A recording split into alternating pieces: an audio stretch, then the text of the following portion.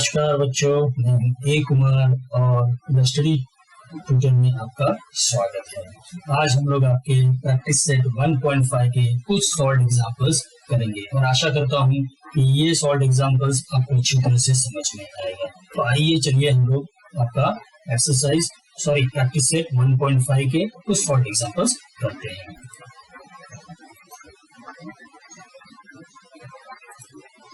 तो बच्चों यहाँ पे देखिए, यहाँ पे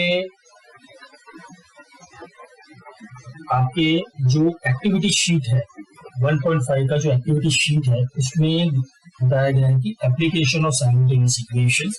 यहाँ पे एक वर्ड प्रॉब्लम आपको दिया गया है और उसके आधार पे ही ये एक्टिविटी शीट आपको भरना है। ठीक है, कोई हार्ड नहीं है।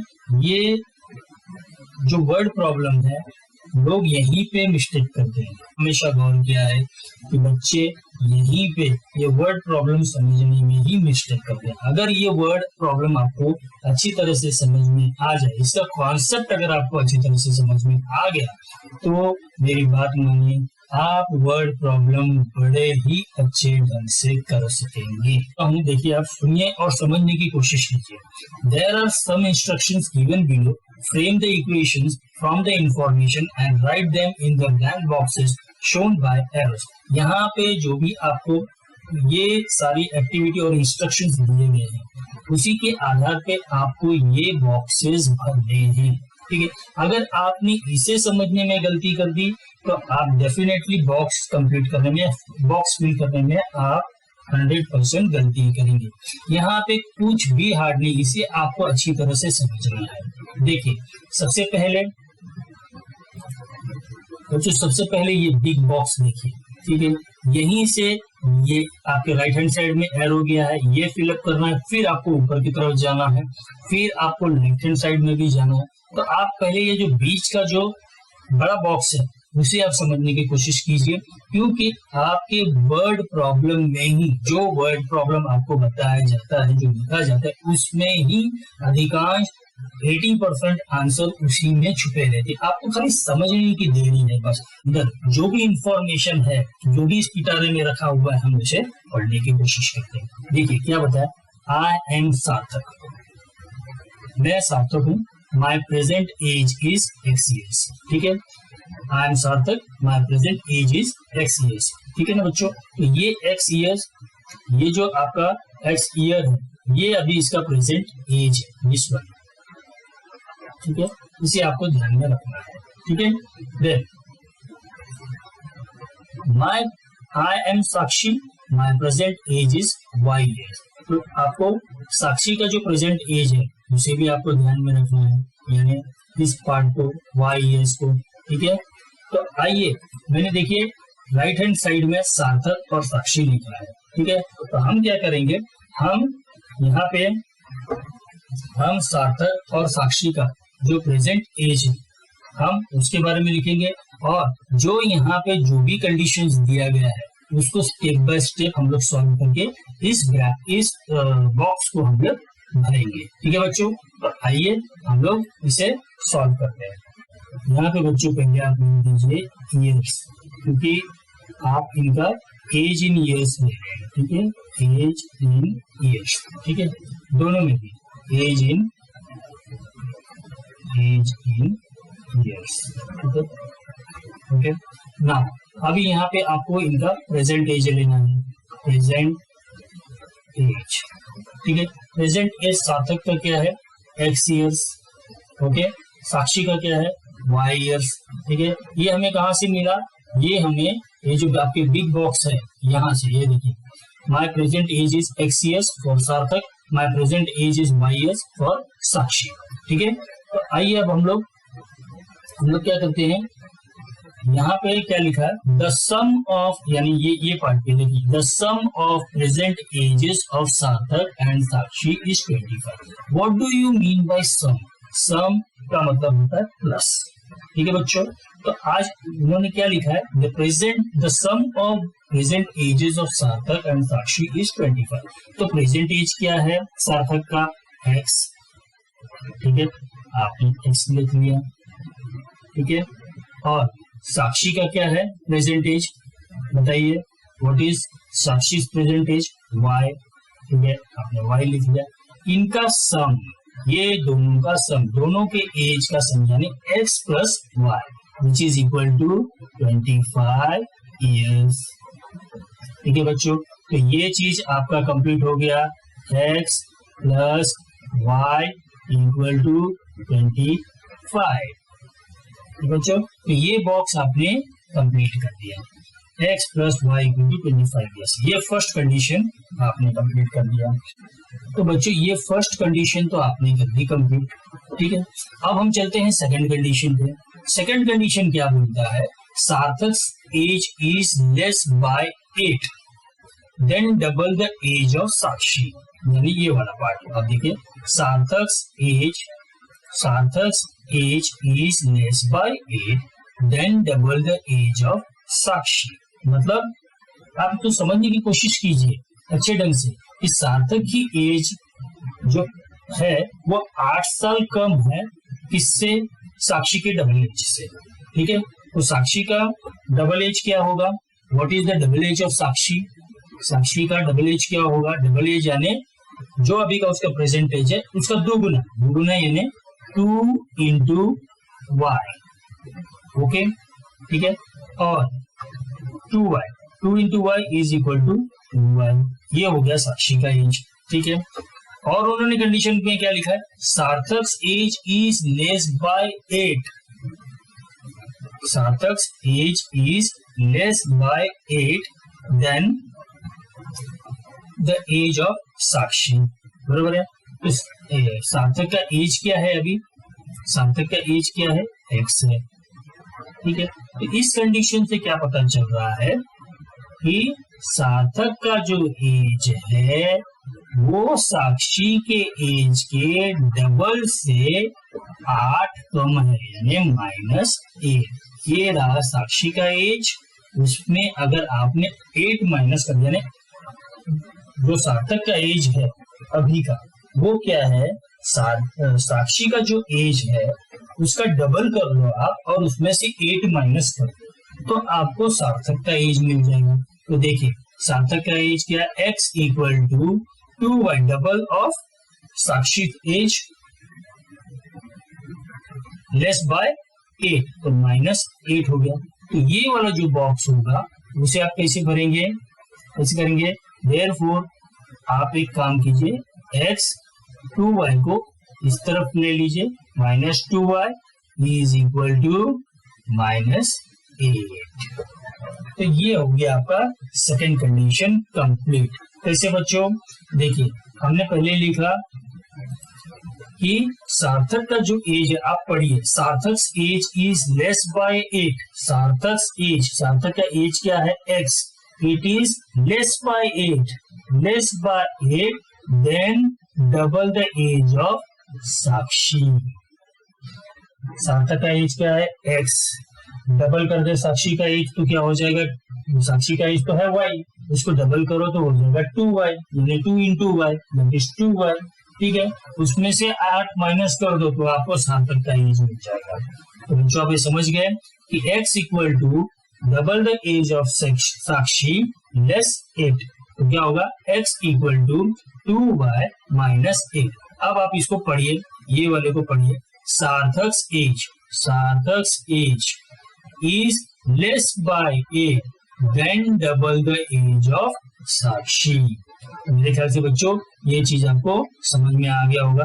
अब वेरिएबल को, राइट हैंड साइड के वेरिएबल को भी उसके कोएफिशिएंट के साथ आप लेफ्ट हैंड साइड में ले लीजिए, तो x minus 2y equal to -8, ये आपका सेकंड कंडीशन कंप्लीट हो गया। तो आप यहाँ पे आपका जो सेकंड कंडीशन है उसे लिख दीजिए, लिखिए x minus 2y equal to -8, ये आपका सेकंड कंडीशन कंप्लीट हो गया।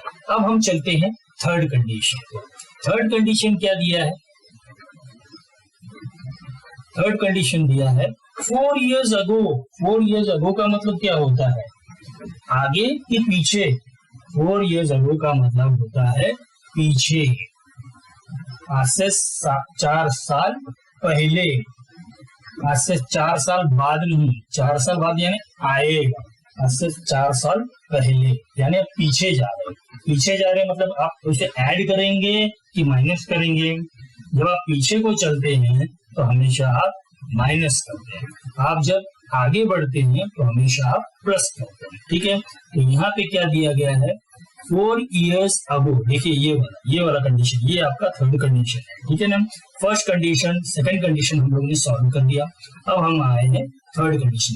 4 years ago साक्षी's age was 3 years less। 4 साल पहले साक्षी का आज का एज क्या है बच्चों, साक्षी का आज का एज क्या है y, और सार्थक का आज का एज क्या है x।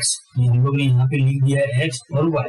अब ये बोल रहे 4 years ago, 4 years ago तो सार्थक का एज क्या होगा, 4 years ago सार्थक का एज क्या होगा बताइए। सार्थक का एज होगा x -4।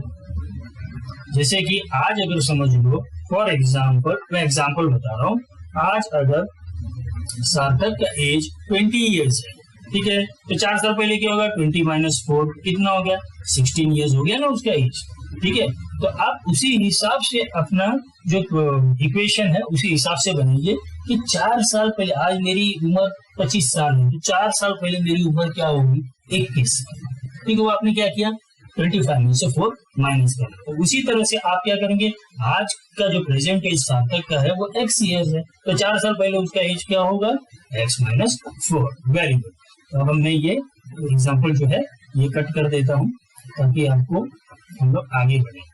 ओके, हाँ, तो उसी हिसाब से मुझे ये बताइए बच्चों कि साक्षी का एज क्या होगा 4 साल पहले। 4 साल पहले साक्षी का एज होगा y - 4, क्योंकि प्रेजेंट एज क्या है साक्षी का y, तो 4 साल पहले साक्षी का एज क्या होगा y - 4। ठीक है, अब हम आगे बढ़ते हैं। 4 years ago Sakshi's age was 3 years less than Sarthak's age at that time। 4 साल पहले साक्षी का जो एज था वो सार्थक के एज से 3 साल कम था। तो क्या फाइंड आउट करना है, 4 years ago Sakshi's age was, 4 years ago what was Sakshi's age, it was y - 4। ठीक है, which was equal to, देखो यहाँ पे लिखा है it was 3 years less than सार्थक's age at that time। तो सार्थक का एज क्या था, इक्वल टू आप कर दो।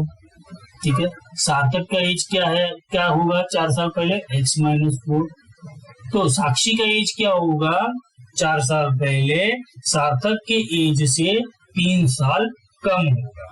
क्या होगा, सार्थक के एज से 3 साल कम, यानी यहाँ पे -3। आप यहाँ पे सीधा इस एग्जांपल को सॉल्व करेंगे, जैसे कि therefore y - 4 equal to x - 4 - 3। यहाँ पे मल्टीप्लाई नहीं करना क्योंकि -3 है। ठीक है, -3, ओके, उसके एज से -3 कम। ठीक है ना, तो x - 4 - 3। ठीक है, तो यहाँ पे आप क्या करेंगे, सारे नंबर्स को राइट हैंड साइड में ले लेंगे और वेरिएबल्स को लेफ्ट हैंड साइड में ले लेंगे। ठीक है, ये हो गया y - x इक्वल टू -4 - 3, और ये वाला -4 हो जाएगा यहाँ पे +4, तो ये और ये कैंसिल हो गया। therefore y - x is equal to -3। ये भी हो सकता है, या फिर इसे आप और एक स्टेप आगे ले लेंगे तो क्या होगा, ये वाला -x - y इसको क्या करना है, इसमें से डिवाइड बाय माइनस कर दो दोनों तरफ, तो क्या होगा, डिवाइड बाय अगर माइनस करोगे तो क्या होगा, पहले तो आप यहाँ से आप सिंपल इसमें से y - x, इसमें से अगर आप माइनस कॉमन बाहर निकालते हो तो ये प्लस हो जाएगा, ये माइनस हो जाएगा। ठीक है, और ये -3। ठीक है, डिवाइड बाय माइनस कर दो दोनों तरफ, ये माइनस कैंसिल, ये माइनस कैंसिल। ठीक है, तो आंसर क्या है, यहाँ पे x को पहले ले लो, x - y इक्वल टू 3। तो ये हो गया आपका थर्ड इक्वेशन, यानी आपने थर्ड कंडीशन भी आपने पूरा कर दिया। ठीक है, थर्ड कंडीशन भी आपने पूरा कर दिया। थर्ड कंडीशन में यहाँ पे लिख देता हूँ, वो क्या होगा, x minus Y equal to 3, x minus Y equal to. आपके प्रैक्टिस सेट 1.5 के सॉल्व एग्जाम्पल में से पहला एग्जाम्पल करते हैं। यहाँ पे देखिए, आपको पहले एग्जाम्पल में दिया है the perimeter of a rectangle is 40 centimetre. ठीक है बच्चों, तो perimeter of a rectangle is 40 centimetre, उससे आपको क्या समझ में आया? ये देखिए, यहाँ पे मैंने एक रेक्टेंगल बनाया है ABCD। पेरीमीटर का मतलब होता है side AB plus side BC plus side CD plus side AD, यानी ये चारों अगर साइड को आप लोगों ने प्लस कर दिया, जो भी आंसर मिलेगा that is the perimeter of this rectangle. ठीक है बच्चों, समझ में आ गया आपको कि चारों साइड को आपको प्लस करना। इसमें 4 साइड्स हैं, you have to add all the 4 sides to get the perimeter of this rectangle. ये आपने 8th स्टैंडर्ड में और 9th स्टैंडर्ड में पढ़ाई होगा। ठीक है बच्चों, अब लेंथ क्या होता है? Length is the biggest side of the rectangle. ये AB, this is the length, ये लेंथ है, और DC, this is also length. ठीक है ना, AB आपका लेंथ है और DC आपका लेंथ है। ब्रेड्थ क्या है? जो लेंथ से छोटा होगा वो ब्रेड्थ होगा, तो BC ये ब्रेड्थ हो गया और AD भी ब्रेड्थ हो गया। रेक्टेंगल की प्रॉपर्टी ये है कि इसमें अपोजिट साइड हमेशा इक्वल होते हैं। ये दोनों अपोजिट साइड है, यानी दोनों लेंथ इक्वल होंगे, और ये साइड भी अपोजिट साइड है, यानी BC is opposite to AD। ठीक है ना, तो ये दोनों भी इक्वल होंगे। ठीक है, तो यहाँ पे हम लोग ने क्या लिया? Solution, let the length of the rectangle be x centimetre. ठीक है, let the length of the rectangle be x centimetre, यानी आप क्या करेंगे, आप जो इसकी बड़ी साइड है उसे आप x सेंटीमीटर देखेंगे। अगर ये x है तो इसके सामने वाला साइड, अगर AB आपका x है तो इसके सामने वाला साइड यानी DC, this is also x। ठीक है, ब्रेड्थ आपने क्या लिया है? y। अगर BC आपका y है तो AD भी आपका y ही होगा। why? Because opposite sides of rectangle are always equal. ठीक है, opposite sides of rectangles are equal. ठीक है, तो बच्चों आपके फर्स्ट कंडीशन से क्या पता चल रहा है? So according to the first condition we have taken length as x centimetre and breadth as y centimetre. ठीक है, तो यहाँ पे हमने बता दिया, ये देखिए, ये आपका लेंथ है, ये भी लेंथ है, ये ब्रेड्थ है और ये भी ब्रेड्थ है। ठीक है, तो अब आपको क्या बताना है? पेरीमीटर। पेरीमीटर क्या है? मैंने आपको पहले ही बता दिया। पेरीमीटर आप कैसे फाइंड आउट करते हैं? You have to add all the sides of the rectangle to get the perimeter. तो यहाँ पे आप साइड्स ऐड कीजिए, x plus y plus x plus y। ठीक है ना, ये x plus y plus x plus y, ये सबको मैंने ऐड कर दिया। ठीक है, ऐड करने के बाद मुझे इसका पेरीमीटर कितना मिल रहा है? The perimeter is 40 centimetre. ठीक है ना बच्चों, ठीक है, यहाँ पे कितने x है? 2x प्लस कितने y है? 2y equal to 40 centimetre, right.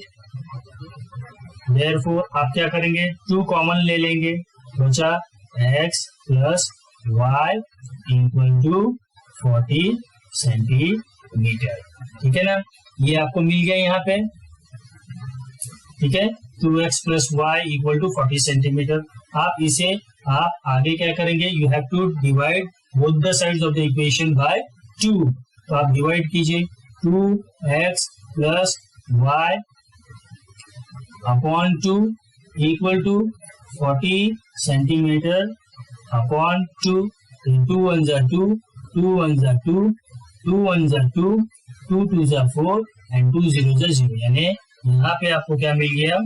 x plus y equal to 20। तो ये फर्स्ट इक्वेशन आपको मिल गया बच्चों। फर्स्ट कंडीशन तो कंप्लीट कर लिया। अब हम चलते हैं सेकंड कंडीशन में। सेकंड कंडीशन क्या बोलता है वो देखते हैं। ठीक है बच्चों, आइए हम लोग सेकंड कंडीशन देखते हैं। सेकंड कंडीशन है the length of the rectangle is more than double its breadth by 2। वापस एक बार पढ़िए। The length of the rectangle is more than double its breadth by 2। What is the length? Length is x. It is more than double its breadth. What is the breadth? y. Double क्या होगा? 2y। ठीक है, उससे भी वो 2 ज्यादा है। ठीक है, तो सेकंड कंडीशन क्या हो गया आपका? From second condition the length is equal to twice the breadth plus 2। ठीक है, सिंपल, आपको इससे समझ में आ गया होगा। The length of the rectangle is more than double its breadth by 2। यानी आपको सिंपल ऐसे लेना है। आप मेरे को बोलोगे कि सर आप जरा इसे सॉल्व करके बताइए, तो मैं आपको यहाँ पे सॉल्व करके बता देता हूँ। ये कंडीशन आपको बता देता हूँ कि आपका लेंथ क्या है बच्चों? लेंथ है x। ठीक है, इक्वल टू ब्रेड्थ क्या है? y। उसका ट्वाइस कितना हो गया? 2y। उससे 2 ज्यादा कितना हो गया? प्लस 2। आ गया सेम इक्वेशन। ठीक है, अब यहाँ पे उन्होंने क्या किया? यहाँ पे जो वेरिएबल राइट हैंड साइड में था उसे लेफ्ट हैंड साइड में लिया। x minus 2y left hand side आ गया तो प्लस का माइनस हो गया, x माइनस 2y हो गया equal to 2। This is your second equation. ठीक है बच्चों, तो आपका फर्स्ट कंडीशन और सेकेंड कंडीशन से आपको 2 इक्वेशन मिल गए। ठीक है, अब हम क्या करेंगे? हम इसे सॉल्व करेंगे। तो यहाँ पे इन्होंने भी सॉल्व किया है, आपके बुक में भी इन्होंने सॉल्व किया है। तो थोड़ा सा हम ऊपर जाते हैं और ये सॉल्व उन्होंने किया है डिटरमिनेंट मेथड से। डिटरमिनेंट मेथड में आपको क्या चाहिए? फर्स्ट इक्वेशन आपको मिल गया, सेकंड इक्वेशन मिल गया है, तो ये जनरल फॉर्म में है आपका फर्स्ट इक्वेशन। देखिए a plus B equal to C या a1 plus b1 equal to c1 and a2 plus b2 equal to c2। तो यहाँ पे तो ये सब चीज हमें मिल गया है। ठीक है, यहाँ पे मैंने आपको हमेशा एक बोला है कि जब कभी भी आप डिटरमिनेंट मेथड से कोई भी सम सॉल्व करते हैं, ठीक है, तो आपको एक वर्ड याद रखना है CAD। पहले मैं आपका जो एक बॉक्स है उससे हाईलाइट कर देता हूँ, तो आपको ये अच्छी तरह से समझ में आ जाएगा कि आपका फर्स्ट इक्वेशन क्या है। This is your first equation, okay, and this is your second equation. ठीक है, इसे हम लोग ने हाईलाइट कर दिया है ताकि आपसे कोई मिस्टेक ना हो। और फिर बाद में आप क्या करेंगे? आप यहाँ पे उन सभी कंपोनेंट्स के वैल्यू लिखेंगे, जैसे कि A1 is equal to, what is A1? A1 क्या है? A1 आपको मिल गया, A1 इज इक्वल टू 1। ठीक है, what is B1? B1 is equal to 1। What is C1? C1 is equal to 20.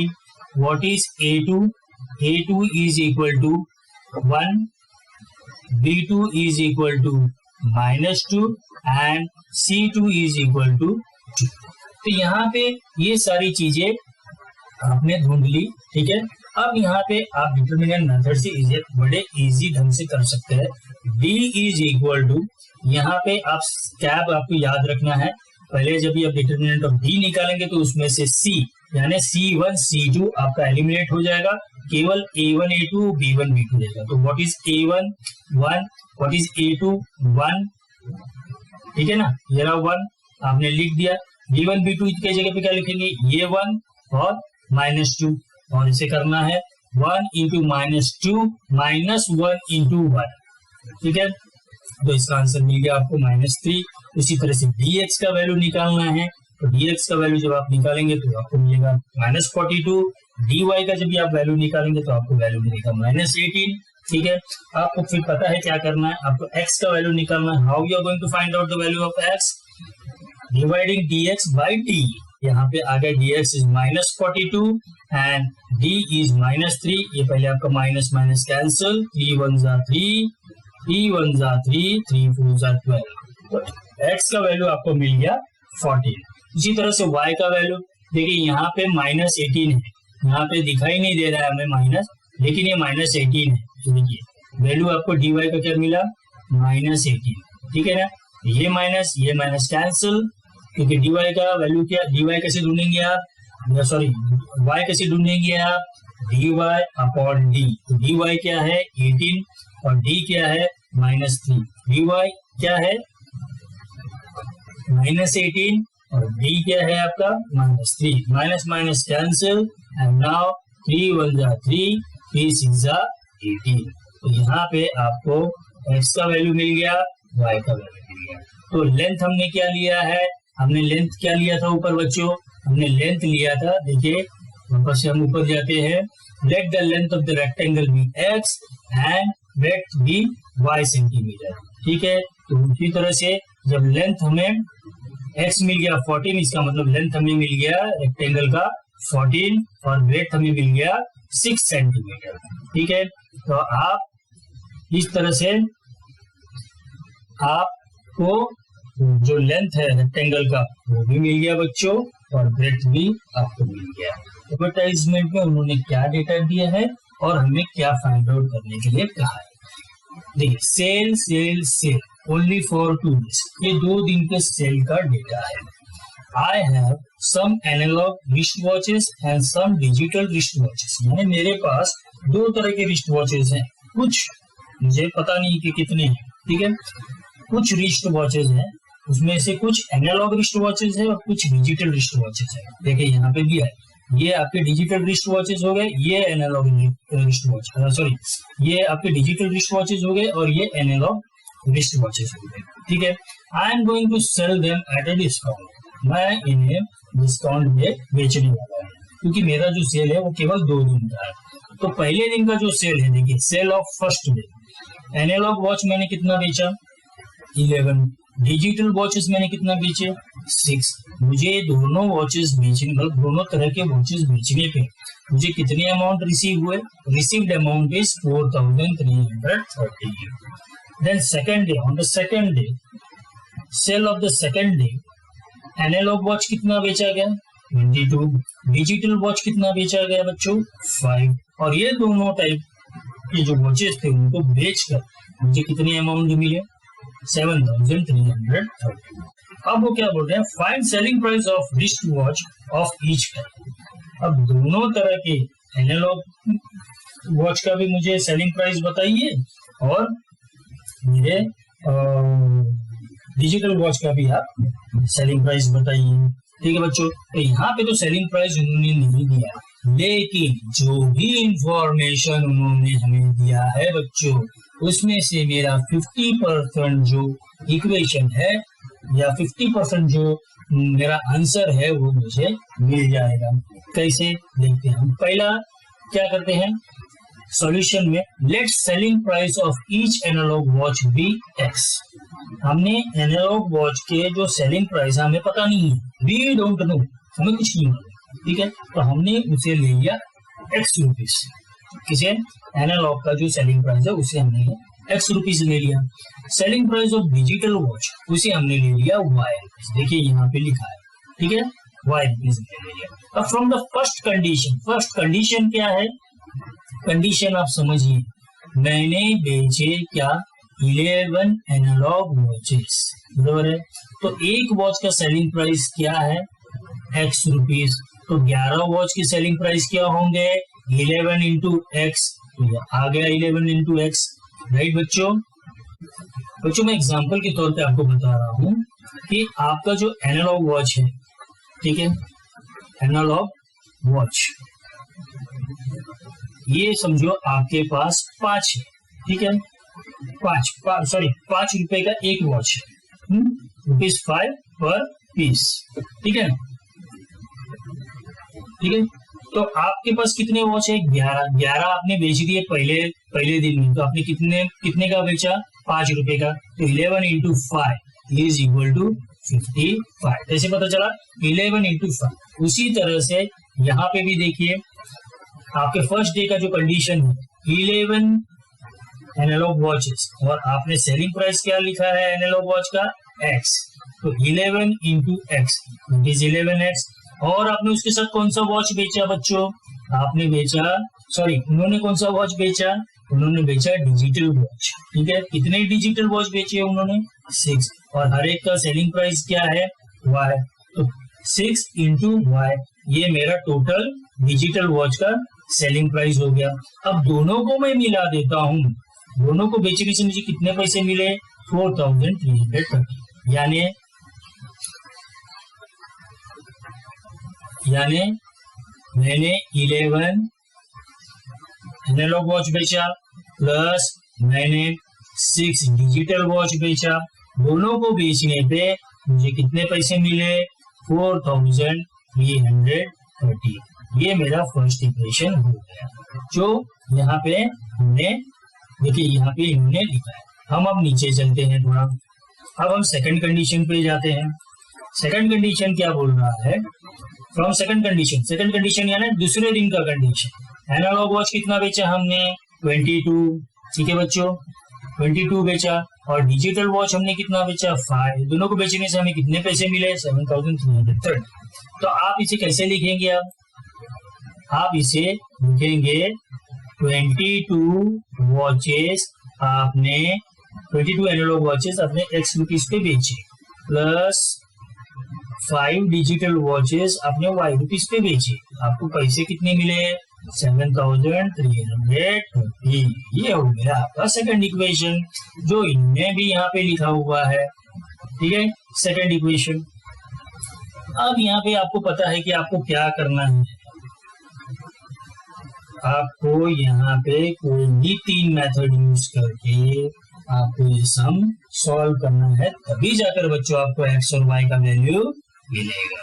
तो हम यहाँ पे क्या करेंगे, एलिमिनेटिंग मेथड से हम लोग इसको सॉल्व करने की कोशिश करेंगे। देखिए यहाँ पे इन्होंने भी एलिमिनेटिंग मेथड से सॉल्व करने की कोशिश की है। ये 22 है, ये 11 है, ठीक है। अगर मैंने पहले वाले इक्वेशन को अगर 2 से मल्टीप्लाई किया तो ये 22 हो जाएगा, ये 12 हो जाएगा, ठीक है, और ये होगा आपका 8660, ठीक है। यहाँ पे भी देखिए इन्होंने 2 से मल्टीप्लाई किया फर्स्ट इक्वेशन को, ठीक है, तो 11, ये देखिए यहाँ पे मैं करके दिखा देता हूँ आपको, 11x into 2 plus 6y into 2 equal to 4330 into 2। Throughout आपने 2 से मल्टीप्लाई किया, ये हो गया, सॉरी ये हो गया 22x plus 6 2 12y equal to 2 0 0 2 3 6 2 3 6 2 4 8।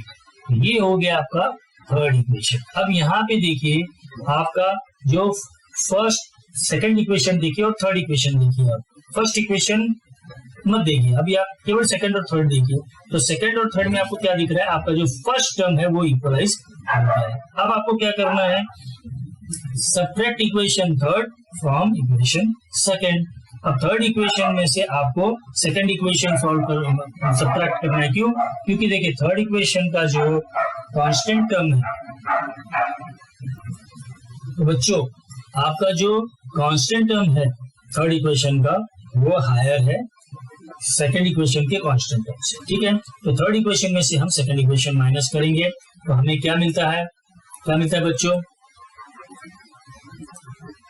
देखिए 22x plus 5y equal to 7330, 22x plus 12y equal to 8660।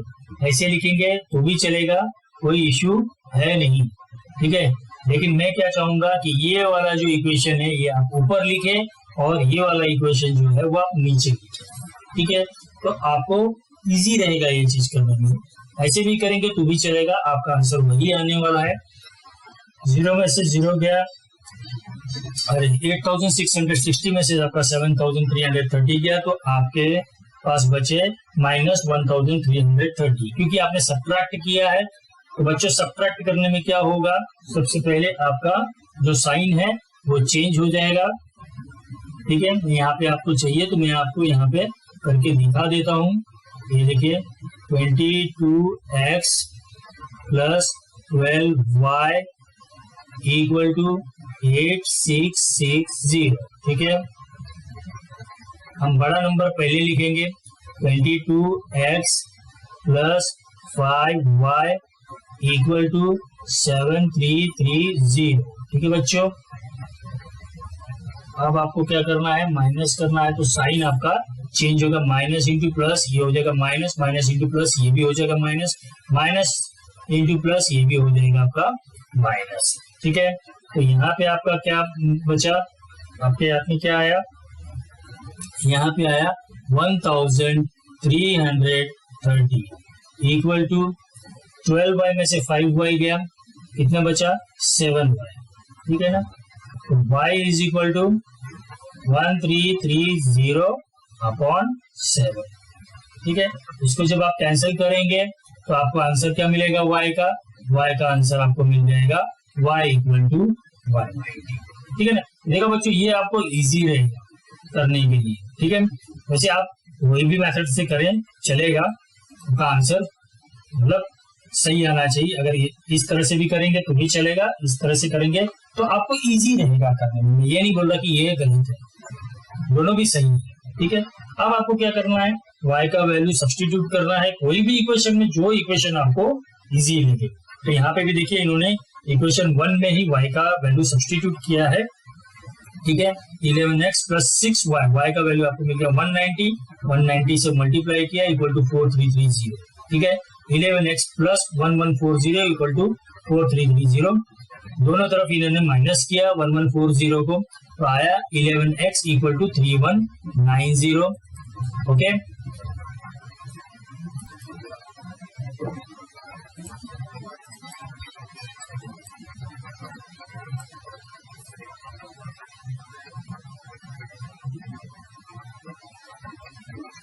जब यहाँ पे इनको वैल्यू मिल गया 11x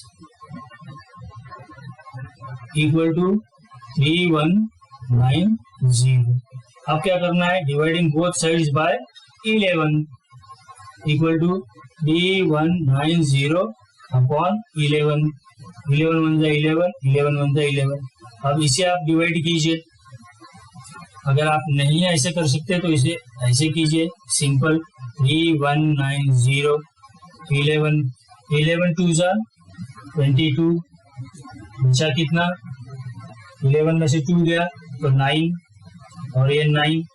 ठीक है, 11 9 जा 99, बचा 0 0, 11 0 जा 0। तो आपका x का वैल्यू क्या है बच्चों, x इज इक्वल टू 290। ठीक है, यानी कि आपका जो सेलिंग प्राइस है, selling price of analogue watch